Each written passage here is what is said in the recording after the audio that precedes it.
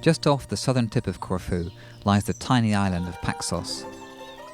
Only 6 miles long, the island is barely visible above a canopy of olives. With its pretty harbours, few roads and network of walking paths, the island is a haven for wildlife and those who really seek peace and quiet.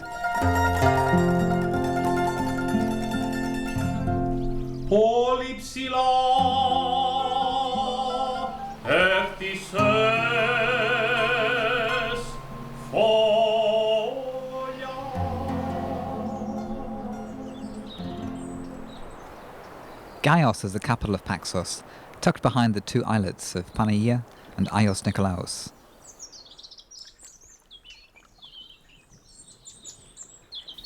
Many boats moor here, taking advantage of the sheltered waters.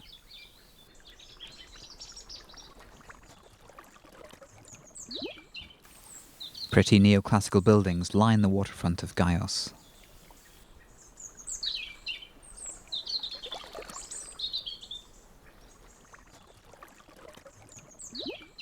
The Folk Museum reflects local pride in the island's heritage. Before tourism, olive oil and fishing provided the mainstays of the island's economy. Paxos, with its traditional way of life dominated by the church, was often cut off for days on end from Corfu in the mainland. Electricity didn't make it to the island until the 1970s.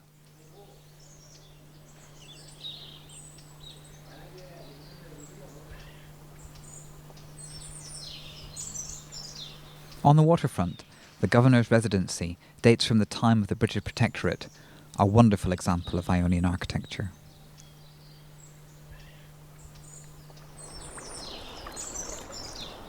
Heading north past the island of Panaia, the landscape quickly turns to countryside. The eastern coastline is gently shelving, with numerous coves backed by olive groves and stands of cypress. Popular with wealthy tourists, many of these coves can only be explored on foot or by motor dinghy.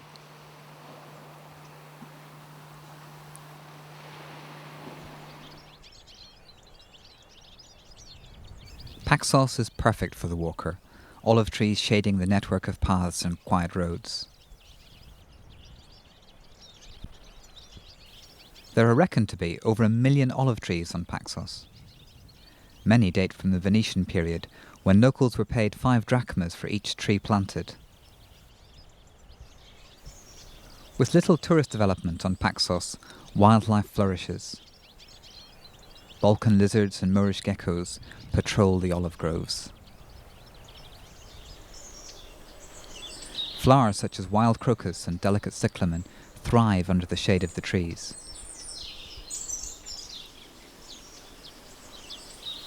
Thirsty rose chafers and countless other insect diners make a meal out of thistles.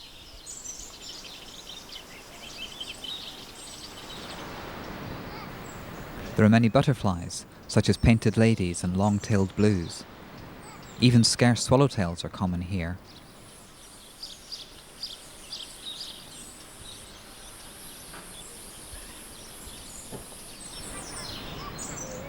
The bizarre hummingbird hawk moth is a regular visitor to the island, feeding on the tall spires of rosemary that thrive along the coast.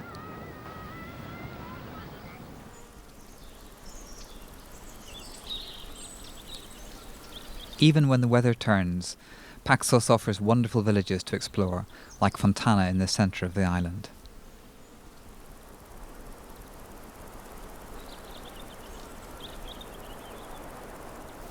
Old cobble paths, flanked by dry stone walls, wind their way through this quintessentially Paxiot village.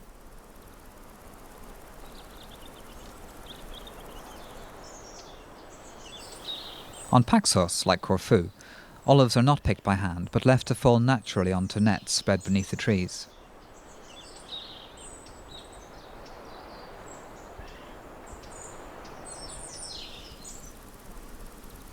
With no perennial water on the island, the British built a number of community tanks.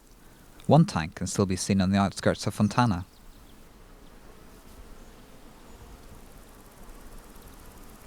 Old houses grace the village everywhere.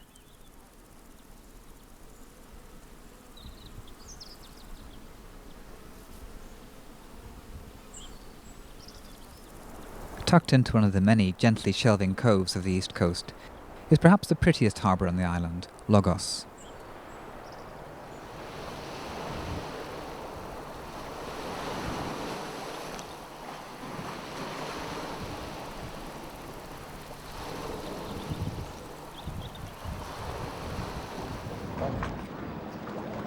Fishing kaikis mingle with the small motorboats of Paxos's posh tourists.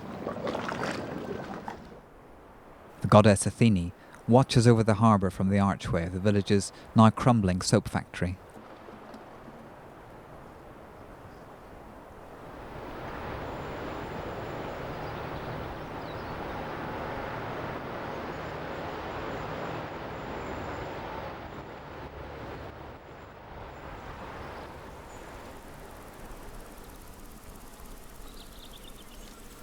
The northern port of Lefkas is set in a brilliant turquoise lagoon.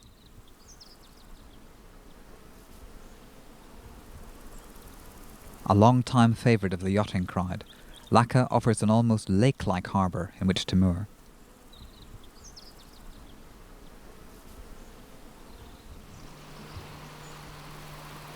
Small pebbly beaches line the bay, offering idyllic bathing.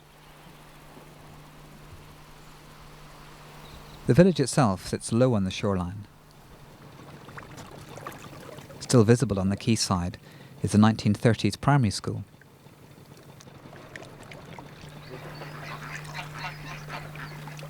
Although Lefkas plays host to many tourists, it is still a traditional village where people love to gossip.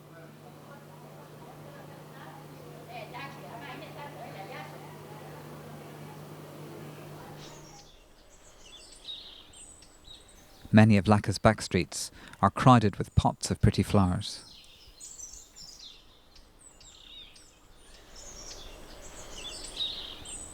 In the upper reaches of the village, picturesque Paxiot houses can be seen everywhere.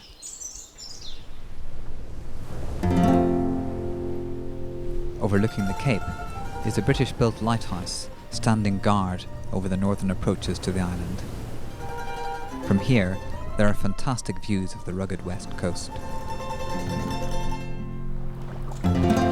Paxos is no mass holiday destination, but a quiet, secluded island for visitors who enjoy small pebbly coves and walks amongst the olive groves.